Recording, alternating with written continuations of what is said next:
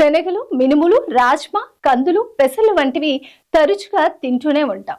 ఇలాంటి పప్పుల్లో చిక్కుడు జాతి గింజల్లో పీచు, ప్రోటీన్లు దండిగా ఉంటాయి. అందువల్ల ఇవి త్వరగా కడుపు నిండిన భావన కలిగిస్తాయి.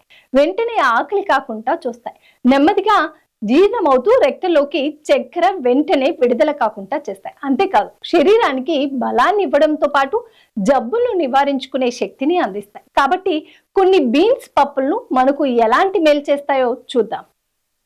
కాపులి శనగలు, వీటిలో పీచు రక్తంలో చక్కెర మోతాదులో స్థిరంగా ఉండేందుకు తోడ్పడుతుంది.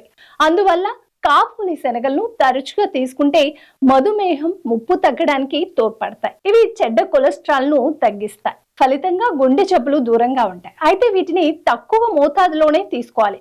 అప్పుడే ఎక్కువ లాభాలు ఉంటాయి. కందులు, పెసలు వంటి పప్పులు క్యాన్సర్ బారిన పడకుండా కాపాడతాయి. తరచుగా పప్పులు తినే మహిళలకు రొమ్ము క్యాన్సర్ ముప్పు తక్కువగా ఉంటున్నట్లు అధ్యయనంలో రుజువైంది. మలద్వార క్యాన్సర్లు బారిన పడకుండా కాపాడుతున్నట్టు వెల్లడైంది. వీటికి రక్తంలో కొలెస్ట్రాల్ ను తగ్గించే గుణము ఉంది.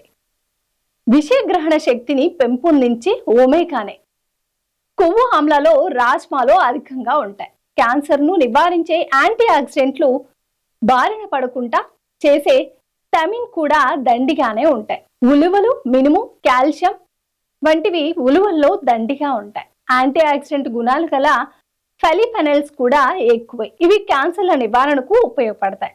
యాంటీబాడీలు స్వయ నిరోధక శక్తిని కూడా పెంచుతాయి. ఉలువలు కొలెస్ట్రాల్, కడుపు ఉబ్బరం తగ్గడానికి తోడ్పడతాయి. వీటిలో మొత్తం 9 ఎమైనో ఆమ్లాలు ఉంటాయి. ఇవి కండరాల నిర్మాణానికి బాగా తోడ్పడతాయి. ప్రస్తుతం వీటితో తయారు చేసిన పాలు, టోపు వంటివి అందుబాటులో ఉంటున్నాయి. అయితే సోయాబీన్స్ ఉత్పత్తులను పరిమితంగానే తినాలని గుర్తుంచుకోవాలి.